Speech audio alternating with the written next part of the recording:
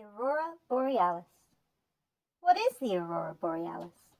During certain seasons of the year, people around the world look up at the night sky to see flashes of green, pink, yellow, and red lights. In the northern hemisphere, these lights are called the Aurora Borealis. In the southern hemisphere, they are considered the Aurora Australis. Scientists have discovered that the auroras are caused by solar particles colliding with the upper atmosphere of Earth. Solar storms produce solar particles, which are carried to Earth on solar winds.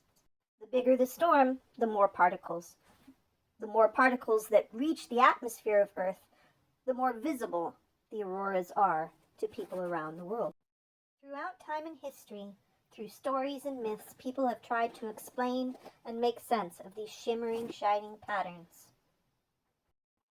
According to Chinese legends, the lights depicted a celestial battle that took place between evil and good dragons.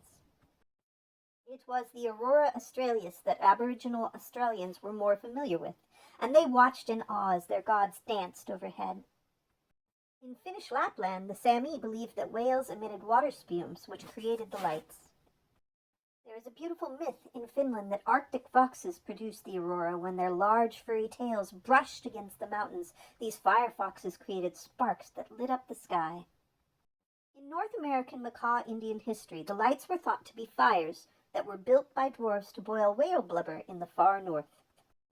While the Wabanaki Indians of Maine believed that ball-playing people with rainbow belts and peculiar colored lights on their heads created the Aurora Borealis. And the Algonquin tribes of northern Michigan and Canada believed that Nananbazo, the creator of the earth, moved to the far north. There he lit a giant fire to show his people that he was still thinking of them despite being so far away.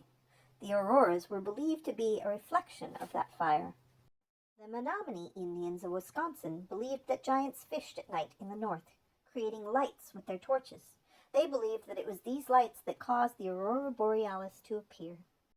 The northern lights are called merry dancers in Scotland. They depict fallen angels or sky warriors fighting epic battles. Meanwhile, the Estonians have a legend about elaborate sleighs that carry guests up to a dazzling wedding party in the sky. In Norse mythology, the northern lights were believed to be a symbol that represents the Bifrost, the bridge that connects Asgard and Midgard. Now, the Danes believed that the lights were caused by swans racing to fly as far north as possible. Legend says that some of the swans were trapped in the ice. They tried to escape the ice by flapping their wings rapidly. This commotion caused the northern lights to flash in the sky. In ancient Greek and Roman mythology, Aurora is the personification of the dawn or early morning.